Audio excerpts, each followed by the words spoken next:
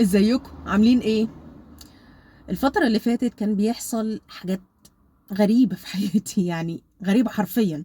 حاجات غريبة عجيبة مريبة مخيفة رهيبة. اللي هو حاجات انت مش متوقع انها تحصل. مثلا ناس بتطلع من حياتي، فلوس محوشاها تضيع مثلا، حاجة بستعملها في شغلي يحصل لها مشكلة، حاجة تضيع مني. فاللي هو ايه، هو ايه اللي بيحصل؟ يحصل مشكلة فجائية بيني وبين حد، احاول اصلح فالموضوع يبوظ اكتر، او ان انا اقول خلاص انا مش هتحرك، انا ثابته، ما تتحركيش يا لا، ما تعمليش حاجه، سيبي التاني يعمل، فالدنيا تبوظ برضو. فاللي هو وبعدين بقى ايه اللي بيحصل ده؟ لما الدنيا تمسكك كده تشقلبك وتشقلطك وتبهدلك وتوديك وتجيبك ايه بس خلاص. عارف الحتة دي؟ عارف الإحساس ده؟ عارف الشعور؟ هو ده بقى. أنا حاسس إن الكون كله ضدي، الطبيعة كلها ضدي، مفيش حاجة ماشية معايا في مصلحتي. إحساس غبي سوري يعني، إحساس تقيل قوي، صح؟ أبقى متنرفزة، أبقى غضبانة، هو أنا ليه بيحصل معايا كده؟ وأبقى معترضة جدا، اللي هو ليه كده يا رب؟ اللي هو أنا مش ملاحقة، عملت بيبوظ، ما عملتش بيبوظ، طب أعمل إيه؟ أقف ساكتة ولا أتحرك؟ يعني أخد أنهي رد فعل؟ وساعات اللي هو انا ماشيه في طريقي اصلا، ليه الحاجات اللي بتقع دي بقى؟ ليه؟ طيب الحاجات دي انا غلطانه فيها، بس ده انا مش غلطانه فيه، انا ما عملتش حاجه اصلا، ليه بيقع؟ ليه بيتدمر؟ ليه بيتهد؟ فاللي هو ليه كده يا رب؟ ليه كده؟ فعارف الحته دي هي مش اعتراض على قد اللي هو انا مش فاهمه ليه بيحصل، مش فاهمه ليه بيحصل ده. طب يا الاء، يعني انت عارفه ان هو حتى لو الحاجه بتقع، انت محتاجه التسليم والقبول عشان الحاجه تبطل تقع. فاللي هو خلاص تقبلي، سلمي سيكها والمواضيع هتعدي. طيب انا دلوقتي تقبلت وسلمت، الحاجه برضو بتقع، بتنهار، والمواضيع عماله تزيد، بتتشقلب زياده. عارف اللي هو لما تبقى ماشي كده في طريقك والدنيا كانت حلوه وخضار وزرع، مره واحده تلاقي نفسك دخلت على ارض بور، ورق شجر ملهوش ورق، وبعد ما كان في انهار وبحار الدنيا بقت جافه جدا، واللي هو الشمس بعد ما كانت مشرقه بقت غروب وظلام وفي صوت بقى اللي هو الديابه بقى عارف، فاهم؟ وبعدين تخش على حته اعمق فتلاقي زلازل وبراكين والدنيا بتتشقلب وبتقع وبتقع من جبل فهي الدنيا بقت تعمل كده مره واحده. انا مش فاهمه بقى ايه اللي بيحصل، انا ما عملتش حاجه. طب انا كمان متقبله ومسلمه، فاللي هو لا بقى ما تخبطونيش في مبادئي بقى. لدرجه ان هو بعد ما قلت انا متقبله ومسلمه وتمام واهدي والدنيا هتبقى تمام والدنيا هترجع كويسه تاني، بعديها باسبوع المرتب بتاعي كامل ضاع مني. فاللي هو كفايه انا تعبت. لو انا كمان بقيت على الحديده يعني. وبعديها اللي هو مفيش كام يوم بقى اللي حصل كمان، سماعه جبتها علشان شغلي، قعدت احوش في تمنها 3 شهور يا مؤمنين، انتوا متخيلين؟ ضاعت مني وما اعرفش لحد دلوقتي ازاي، وقلبت عليها الدنيا في كل حته بروحها مش موجوده. طب خلاص السماعه ضاعت يا الاء اللي انت بتستخدميها في شغلك، انت عندك وعي. انت عارفة أهمية ان انت تتقبلي وتسلمي وتعدي الأمور. معلش تعالي على نفسك شوية، امشي في طريقك وكملي في الحتة دي. طب خلاص، أنا علشان أبقى متقبلة ومسلمة هعمل ايه؟ اشتغلي باللي في ايدك. تمام، أنا معايا سماعة قديمة قبليها، أي نعم صوتها واطي، المايك بتاعها مش قوي، اي نعم بتوجعلك ودانك شويتين يا لا، وبعدين لما جربتي الانضف بقيتي مش قادره تستعملي دي. تمام، طلعيها واشتغلي بيها يا لا ومشي الامور. بعديها باسبوعين السماعه دي كمان وقعت وبطلت تربط بالموبايل. فاللي هو طب خلاص هعمل نفسي مش واخده بالي، انا مش شايفه. بعديها بمفيش اسبوع الموبايل نفسه اللي انا بستخدمه اصلا للشغل اللي انا بعيش بيه حياتي وقع في الميه، السوكت باظ، رحت اصلحه. تمام. بعديها بمفيش اسبوع راح الموبايل واقع على وشه، ما بقتش اسمع رنه، بقت في المكالمات الصوت تقيل ومغلق، فرحت اصلحه. الراجل يفتحه يصلحه ويقول لي شغال، امجي امسكه مفيش، يروح فاتحه تاني، مرتين. فرحت ماشيه لما اشتغل تاني مره قلت تمام، ورحت مروحه. بعديها ما فيش يومين 3 السوكت ابتدى يعلق تاني والسماعتين باظوا تاني.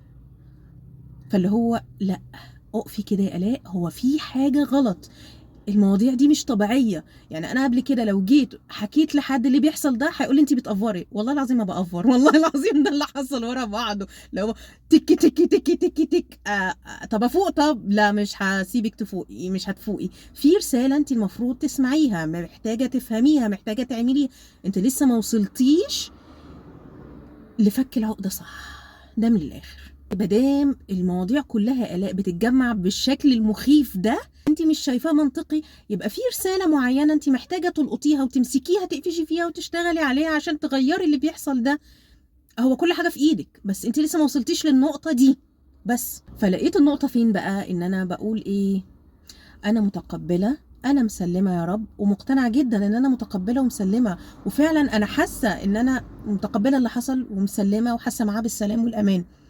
بس من ناحية تانية اللي هو ايه، والحمد لله ان انا معايا امكانيات ان انا اعمل حاجة تانية مثلا، او اللي هو اصبر شوية واشتغل باللي في ايدي مثلا، مش لازم اجيب حاجة جديدة فالدنيا تمشي، فتمام جميل. بس لما بيحصل بقى ان حاجة فعلا بتقع من آلاء، آلاء بتحس بالخوف وبالرعب وبالقلق والتوتر، واللي هو نفسيتها تقع وتبقى داون جدا. هو انت بتسلمي بلسانك يا آلاء ولا بتسلمي بقلبك حقيقي كده؟ في حاجة غلط في النية. انا معتقده ان انا حاسه بالسلام، بس فعلا اول ما بفقد بقع، بنهار، وبعدين احاول اتقبل من تاني. طب ما هو انت كده في حته غلط في الحسبه، فاهمني؟ اشتغلت على حته ايه اللي هو تمام، انا لو فقدت الحاجه دي مش هبقى حاسه بالخوف وبالرعب الشديد ده، ومش هقع كده وانهار عشان حاجه وقعت مني. فاشتغلت على المعتقد ده وشلته. وطلع كمان الاساس عندي ان انا فعلا مسكت ملف يعني انا اول ما عرفت ان انا عندي مشكله في الفقد وخوف من الفقد، مسكت الملف بتاع الفقد ده، اشتغلت عليه كويس جدا وطلعت حاجات من العمق قوي، واشتغلت عليها وصلحتها وعملت هيلينج. بس كان فاضل حته صغننه كده وملف الفقد يتقفل. فاللي حصل ان انا اتفتح عندي ملف تاني، فسبت ملف الفقد ورحت اشتغل على الملف التاني، واللي هو ايه، ملف الفقد فاضل فيه سنه صغيره. خلاص فوتي يا الاء، هي حته حته هتتظبط، هتتظبط لوحدها وانتي ماشيه في الحياه. فاللي حصل بقى ان الفقد لسه الملف مفتوح، فقعد يكبر يكبر يكبر ويوسع ويوسع ويوسع وافقد اشخاص، وافقد اشياء، وافقد فلوس، وافقد فرص، وافقد احاسيس ومشاعر بتاعتي بحبها. اللي هو ايه، بيكبر بيكبر بيكبر ويوسع وهياكلنا كلنا. هو حرفيا عمل فيا كده. اول حاجه اتعلمتها من اللي حصل ده ان انا لما افتح ملف اقفله كويس، ما اطلعش منه لملف تاني، او ما حدش بيجري ورايا في الدنيا يعني. بالراحه كده على نفسك وامشي حبه حبه وصلحي، ما حدش بيجري وراكي يا الاء. فاللي هو فتحتي ملف قفليه كويس جدا جدا جدا، وطبقيه على اللي بيحصل حواليكي، واستني ان الكون وربنا كمان يختبرك بالكون، اللي هو يجيب لك اختبارات، اللي هو ها الملف اتقفل كويس، لا في حته هنا عايز تتظبط، لا الحاجه دي لو عملتي بالطريقه الفلانيه هتبقى احسن، لا انت هنجيب لك حد يختبرك بان هو يسيبك او يسيبك في وسط الصحراء كده زي ما بيقولوا. هتخافي وهتترعبي ولا لا؟ حاجه هتقع من شغلك، هتخافي وتترعبي ولا لا؟ فلما تعدي الاختبارات دي وانت مركز ومصحصح ان في اختبارات جايالك، وتشتغل عليها وتعملها وتعديها ويتقفل خالص الملف، اقعد وارتاح واستقنيص واتبسط، وبعدين ابقى افتح ملف تاني اعمل فيه هيلينج، فتتقدم في حياتك اكتر. لان الهيلينج بيفرق معانا جدا. بس ما تفتحش كذا ملف مع بعض وكذا ملف التقال، انت مش عارف الملف هيطلع لك ايه. فده الحوار من الاخر. وان كمان الشعور بتاع الخوف ده اقل شعور داون في سلم هاوكنز، ده سلم الوعي. فاقل شعور العار وفوقيه على طول الخوف، فانت متخيل ده اقل شعور انساني فيجيب مصايب. واعلى حاجه فوق الاستناره في تحتيها بقى الحب والسلام. فانت مش حاسس بالسلام والاطمئنان، انت حاسس باللي تحت خالص اللي هو الخوف. اللي فوق السلام والاطمئنان والاستمتاع والبهجه يجذبوا لك كل حاجه حلوه، يجذبوا لك فرص وعلاقات وشغل الله الدنيا بامبي لذيذة. الخوف والرعب يجذبوا لك قوي جدا في الجذب، بس العكس تماما، كل حاجة بترعبك وتخوفك، فاللي هو ايه الحاجة اللي انت خايف ومرعوب منها وعايز تبعد عنها وتجري محافظات وبلاد وكواكب كمان بتجيلك انت مش عايزها وتجيلك وتسحب معاها اكتر. اللي هو ايه، انت خايف ومرعوب، شد شد يا حبيبي، شد، هات اكتر هات اكتر، ارعبه اكتر، خوفه اكتر. فما تعملش في نفسك كده. وتاني حاجة ان طلعت المعتقد اللي ليه علاقة بالفقد في حتة ان هو ايه، انت حبيبي خايف من الفقد، مرعوب من الفقد، انا هجيلك لحد عندك او هخليك انت اللي تجيبني. يعني الا الحاجة دي هتقع من ايدي بطريقة ماليش يد فيها، هتهرب من ايدي، يا الا التاني مثلا هيرفضني، حد بحبه هيرفضني، يا الا انا هعمل حاجة علشان اخرب الدنيا فالحاجة دي تهرب من ايدي ففقدتها برضو، او ان انا هسحب السجادة من تحت رجلك وهجري واسيب ايدك قبل ما انت تسيبني، فده برضو فقد. يحصل تدمير ذاتي بقى، انا بدمر نفسي وبدمر علاقاتي وبدمر شغلي وفلوسي وفرصي وبدمر نفسي انا شخصيا، بدمر العالم من حواليا. فهو ده اللي بيعمله الخوف.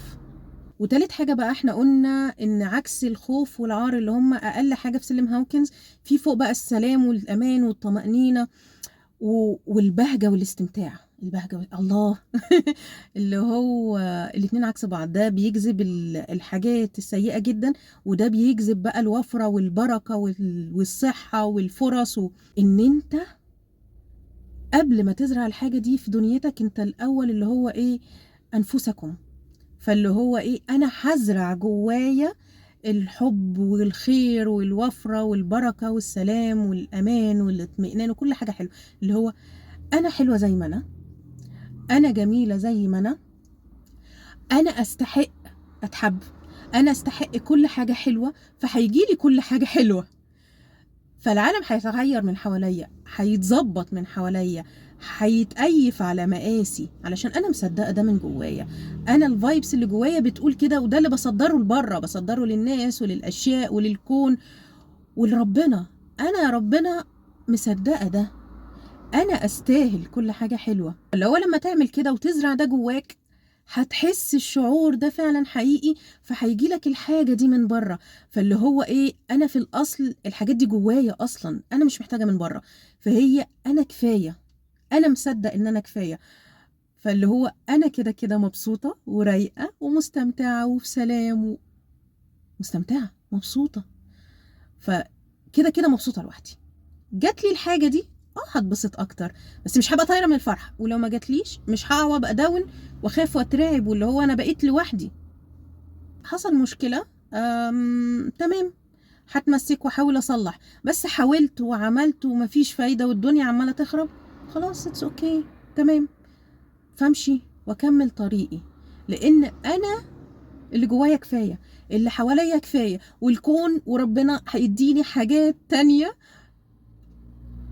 تديني المشاعر اللي انا عايزاها، او تديني الفايبس اللي انا عايزاها، او تديني رغباتي او احتياجاتي. وانا كده كده ما عنديش مشكله لان الحاجات دي جوايا اصلا، وكده كده هتجيلي من بره. ما جاتليش من ده هتجيلي من شخص تاني، ما جاتليش من الشغل ده هتجيلي من شغل تاني، ما جاتليش من الفرص دي هتجيلي من فرص تانية. الكون مليان خير ومليان فرص ما بتخلص. الكون اساسه الوفره، ربنا عطاؤه لينا اساسه الوفره، كله موجود. الحب ليه اشكال كتير، ما لقيتوش في شيء هتلاقيه في شخص، ما لقيتوش في الشخص ده هتلاقيه في الشخص ده، ما لقيتوش في شغل هتلاقيه في عيله. فالكون اساسه الوفره، عطاء ربنا ليه اساسه الوفره. لا انت ناقص، ولا الكون حواليك ناقص، ولا عطاء ربنا ليك ناقص. فما تخافش، ما تخافش من الفقد، ما تخافش ان انت تتساب ولا تبقى لوحدك، لان انت اصلا مش لوحدك، ولا عمرك هتبقى لوحدك. انت مع نفسك ومعاك حاجات بتحبها ومعاك ناس بتحبك. وخليك دايما مؤمن ان انا كفاية واستاهل يجيلي الحاجات الحلوة. واشوفكم بقى الفيديو الجاي، يلا سلام.